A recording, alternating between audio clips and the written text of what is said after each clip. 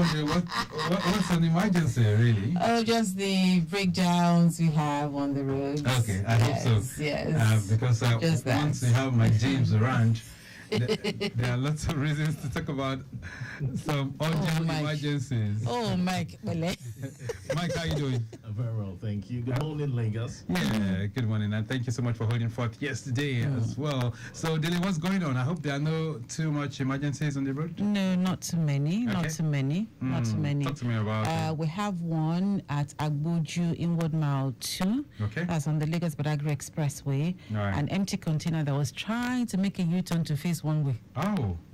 Well, empty. The container is empty, but it's on a truck. Right. So it got hooked. The tire got hooked. So it's there, blocking the BRT lane. Right. So I'm sure they'll be trying to give that one quick attention. Definitely. Let's talk about the Third Milan Bridge. How's it going? The Third Milan Bridge is very busy. Okay. But it's still okay. I'm sure this part, but I'm sure as the motorists approach the Adedinji diversion, it will get a bit slower. Right. I experienced that yesterday. All right. So that's what's happening. And also, we'll continue that advocacy because sometimes it appears some people are not still very much aware of the partial closure of the Third Milan Bridge. We have a 12-hour scheduled time for movement on that bridge. And so from 12 midnight through 12 noon, you have those from the mainland. So if you're coming from Ikorodu, from Ikeja, from Ikotun, you want to make use of the Third Milan Bridge, you can still have access through that side. But from 12 noon, this side will now become closed. And then they will be opening the other end for those who will be migrating from the island. Okay, but the whole idea is that there will be a 1 hour period so that those who are already on the bridge are making that journey inwards the island, that stream can be through with. Once they can get through with that before they can open the other end for those who are coming. And people need to understand that until the last vehicle leaves the bridge, yes, it won't be open to those that are coming. That's the way it is. Yeah. Okay, then so we consider that advocacy as well. But talk to me about the road and the big screens from the studios. What does it say? Well, via the big screen, we still have a good movement. However, I got a call earlier about a broken down tanker on Double Long Bridge in Ward Stadium. Okay. So I'm still expecting more information concerning that. All right, Double Long Bridge in Ward Stadium. Yes. All right, to track that as well. And then there was another breakdown around Unipan, but it says the traffic managers are on it to resolve it. It's also, it can be towed. So we're waiting for the driver and the mechanic to have it fixed. All right, then we're going to track that as well. And yes, not far from us here. Yes. We have another one. It's a broken down truck leading with a container. Has a mechanical fault. This is just by Coca-Cola in Old Cadbury. This just opposite over there. Yes. All right, Coca-Cola in Old Cadbury. All right, then so we're going to track that one as well from time to time. Yes. All right, and also on the other side of town, Lekki Ajah corridor. It's still good, except at traffic light alternation points. Side that is still good. It's still good. Yes. All right, then, so we'll leave it at that for now. Now, the rains came pouring in this part of Ikeja yesterday. I didn't believe it. So, you know what people have gone to consider the rain. Mike, you see how they do it? I was just trying to look at it. But it came yesterday, I was just wondering, and it just came suddenly, there was no prior warning or anything. Well, the weather was quite cloudy. It was cloudy, yes. But we felt it was just going to be like the other days, that we experienced some clouds, but no rain. But it came yesterday, even though it wasn't that heavy, but then... Yeah, but before it rained here, it started raining while I was on Eco Bridge. And on the way back yesterday, it was really, really raining. I was like, okay. So I said to myself, you see, and Victor will see that he says no rain. Yeah, you went to conjure it. That's just what I found out. She conjured the rain. All right, so that's the way it is. And so on the program today, we're going to be having it in two folds. First, we'll be connecting with the acting general manager of LASMA to reflect on the traffic management strategy for this Third Milan Bridge.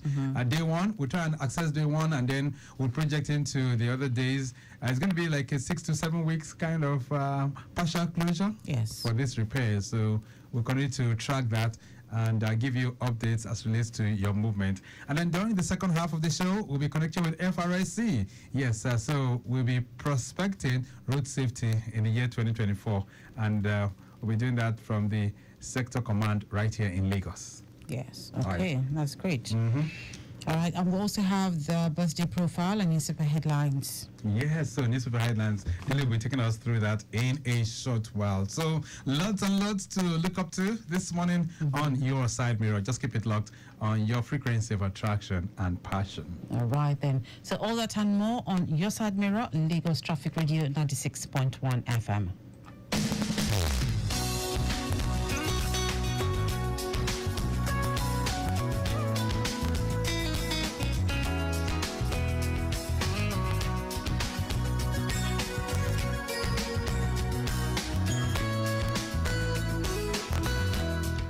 Lagos Traffic Radio 96.1 FM. Nice to have you join us on Your Side Mirror this beautiful Thursday morning. Today is the 11th day in the month of January. Okay, so things are really unfolding, and we're here to track it for you. Traffic across town is still favorable in some areas, in some others pretty slow, and then we have some breakdowns too to also deal with. But in all of this, it's for you to realize that you're not the only one making use of that road. So learn to share the road with others and make things much brighter. All right, then, you're welcome. Today, like I said, we'll talk road safety, and also we'll be reflecting on traffic management.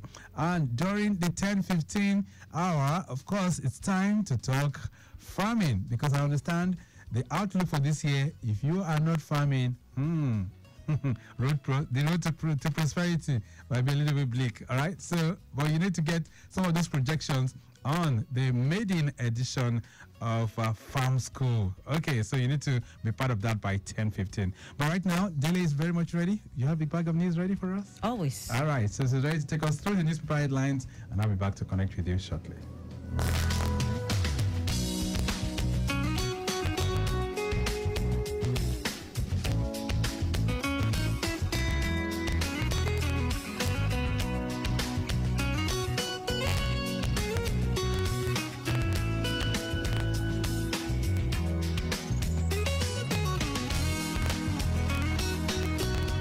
Newspaper headlines this morning. We have reports for you from the Punch newspaper, also the Nation newspaper, This Day newspaper, Sun newspaper, and Alausa Alert.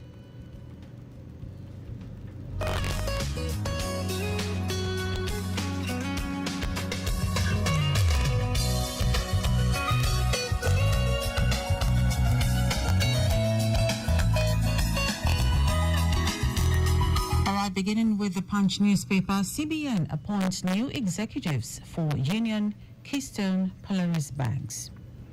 A few hours after dissolving the board of directors governing Polaris, Union, and Keystone banks, the Central Bank of Nigeria has appointed new executive directors to oversee the affairs of the deposit money banks. The Apex Bank, in a statement signed by the acting director of corporate communications, Sidi Hakama, released on Thursday morning, said the appointment takes immediate effect. Edu, EFCC quizzes top ministry officials. ICPC recovers 50 billion naira. The investigation into the sleaze in the Ministry of Humanitarian Affairs and Poverty Alleviation deepened on Wednesday, with the Economic and Financial Crimes Commission investigators quizzing several top civil servants linked to the scandals. This was as the paper learned that the Independent Corrupt Practices and Other Related Offences Commission recovered 50 billion naira from the Humanitarian Affairs Ministry. Naira plunges to 1,082 naira to the dollar despite CBN's $2 billion debt repayment. The naira has lost 26 naira 36 kobo, 26.36% of its value against the dollar at the official investor and exporter window of the foreign exchange market since the Central Bank of Nigeria announced it has cleared $2 billion as part of its backlog obligations. On Monday, the Apex Bank disclosed it paid $2 billion from the backlog of its forward contract obligations. It said this when it revealed it had disbursed $61.64 million to foreign airlines as part of the matured foreign exchange obligations. COVID-19 not over. 10,000 deaths recorded December. WHO. The World Health Organization on Wednesday warned that the coronavirus disease is still a major threat despite partially passing under the radar. The United Nations agency noted that almost 10,000 COVID-19 deaths were reported in December, saying data from various sources pointed to increased transmission last month, fueled by gatherings over the Christmas holiday and by the JN1 variant, which is now the most commonly reported around the globe. We move on to the Nation newspaper. Customs reopens e-auction platform. The Nigeria Customs Service, NTS, yesterday revealed its plan to reopen its e-auction platform that was suspended a couple of years ago.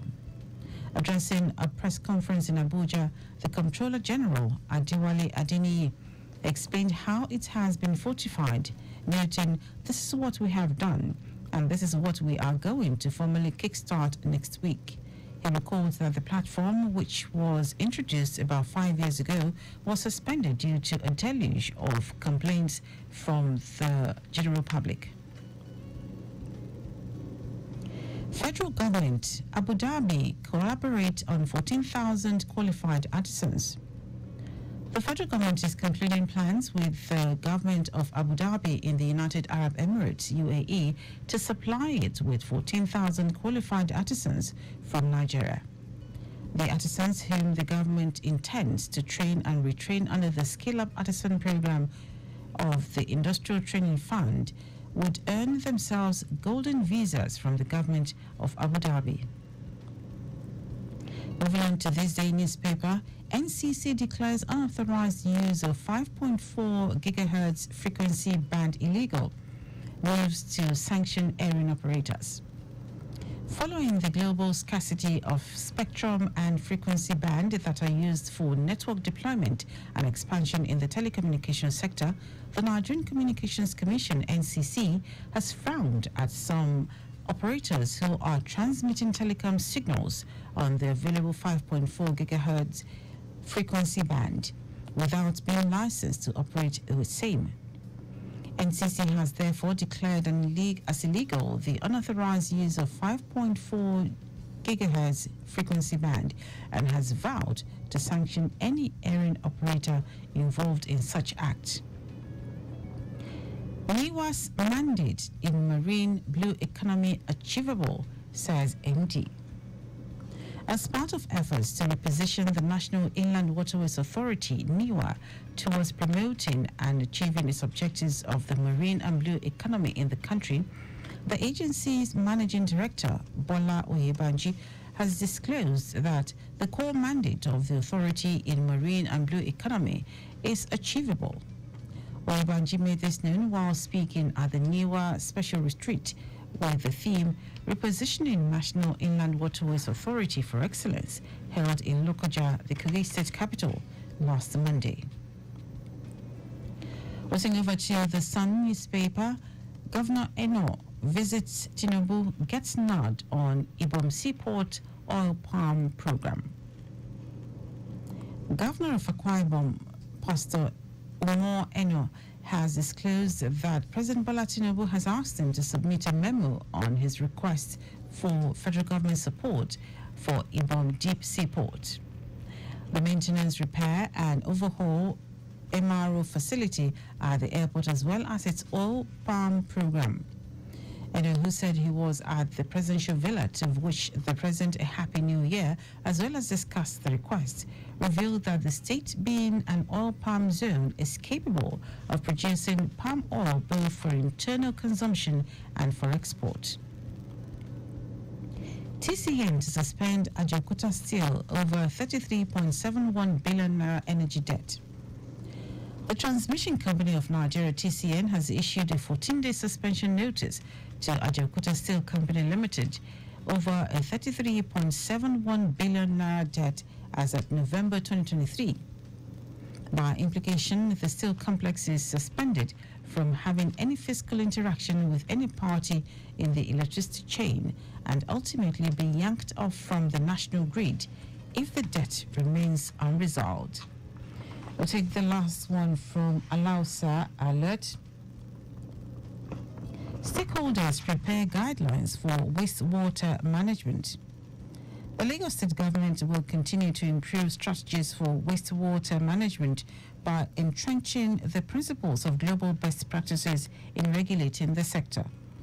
This was the thrust of the stakeholders' consultative workshop organized by the State Water Regulatory Commission for preparation of guidelines for wastewater management in the state.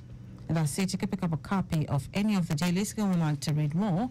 Also, interact with us via our social media platforms. X, Lagos Traffic 961. Instagram, Lagos Traffic Radio 961. Facebook, Lagos Traffic Radio 96.1 FM. You can also subscribe to our YouTube channel, Traffic Radio 961, and follow me across social media at Dele Agadumo.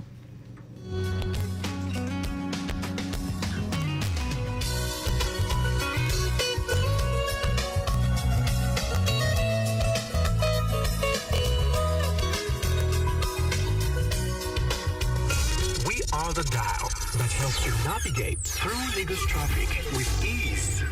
We are the 96.1 dial. Lagos Traffic Radio 96.1 FM. Moving Lagos forward.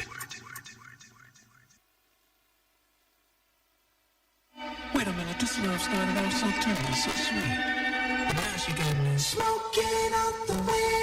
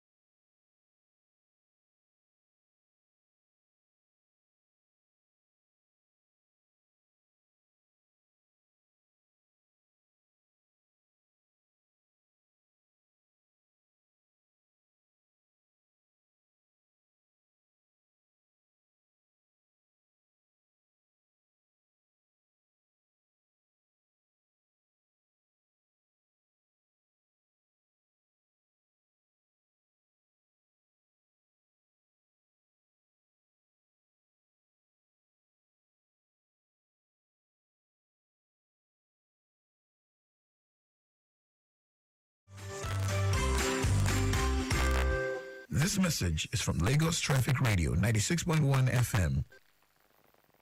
Hello everyone, this is Tony Adebola. I'm an entrepreneur and a motorcycle enthusiast. Keep listening to Your Side Mirror on Traffic Radio 96.1 FM. It simply rocks.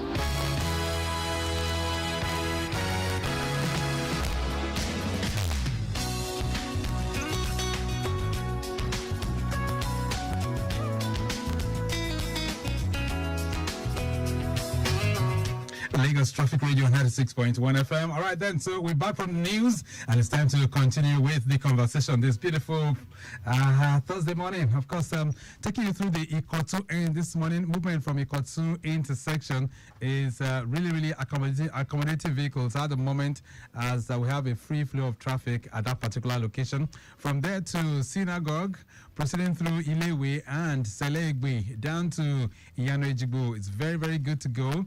Yanejibu, of course, connecting old NNPC intersection down to Jakonde Estate Gate is looking pretty good at the moment. No major worries. Jakonde Estate Gate heading towards, of course, proceeding towards Okiafa, looking good as well. And then NNPC intersection in West Mobostic is also very much in good shape at the moment. The return journey is moving at a very fast pace at the moment. No major worries. All right, then.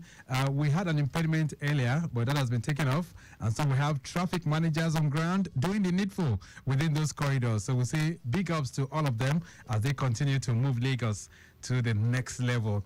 All right, then, so let's talk about the Third Mainland Bridge partial closure and the attendant traffic management. Yesterday was a little bit hectic, not because things or structures were not put in place, but a lot of motorists, some of them who never knew that the bridge had a partial closure, had issues, and then it took some time flushing the backlog, especially as relates to the time frame of 12 noon, which was supposed to be the time when, movement on the Third Mainland Bridge from the mainland would have stopped. But of course, they had one or two issues as well. Let's connect with the acting general manager of LASMA, a man who never sleeps these days because of traffic management here in Lagos. Olaleko Okibakare is joining us on the phone line this morning. Mr. Bakare, nice to have you. Good morning. Good morning. And how are you doing, sir? I'm fine, sir. All right. So yesterday was the first day after the partial closure of the bridge. Let's start with your assessment. Were you able to assess the traffic management on the bridge? Yes, please. And how was it? In the morning, the flow was steady, though there was little delay in the travel time. But with men strategically positioned, they were able to push in the negative effect, especially in the morning. And in the